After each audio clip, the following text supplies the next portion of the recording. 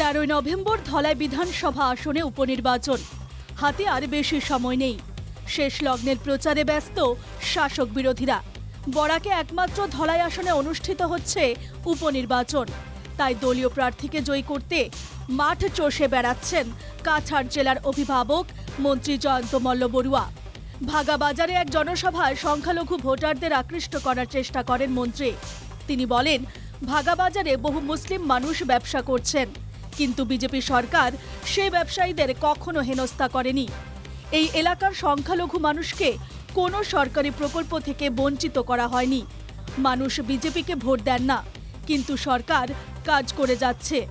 সরকার কখনো প্রতিহিংসার আশ্রয় নেয়নি। রেশন কার্ড দিলাম, এটা করলাম, তারপরেও যদি আপনারা ভোট দেয় না, বিশ্বাস করে না, তাহলে বারে বারে কাজ কিরকম করবো? হয় কি না? ঢাকা বাজারে অত মানুষের দোকান পাহাড় কত বিজনেস করে আছে, এখন বিজেপি দিকদার দিছে নি?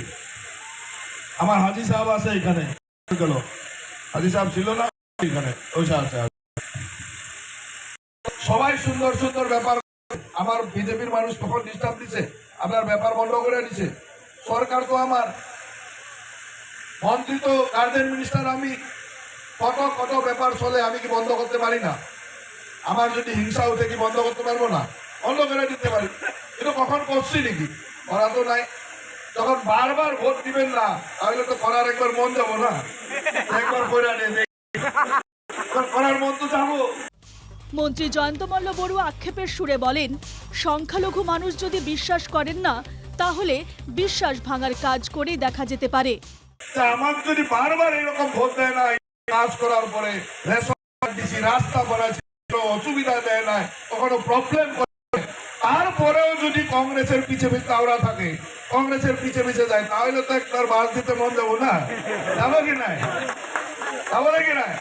তাহলে এটাই যে যদি বারবার এইরকম করে, তাহলে আমারও মনটা খারাপ হয়ে যাবো। গার্জেন মিনিস্টার আমি তো অভিভাবক মন্ত্রী, আমারও তো কিছু করার মন যাবো কি নাই? লাগবো অল্প।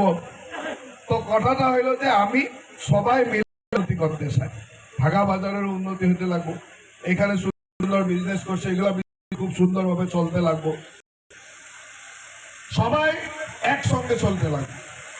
আর এইখানে কথা, এটা হইল উপনির্বাচন, একটা ছোট উপনির্বাচন, 1.5 বছরের নির্বাচন।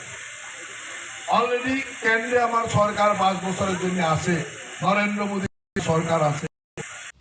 হেসে হেসে কথাগুলো বললেও বিষয়টি নিয়ে বিরূপ প্রতিক্রিয়ারও সৃষ্টি হচ্ছে। অনেকে বিষয়টিকে হুমকি বলে ভাবছেন। বিষয়টি নিয়ে ক্ষুব্ধ কাছাড় জেলা কংগ্রেসও। শিলচর থেকে আহাদুল আহমেদের রিপোর্ট, NKTV বাংলা।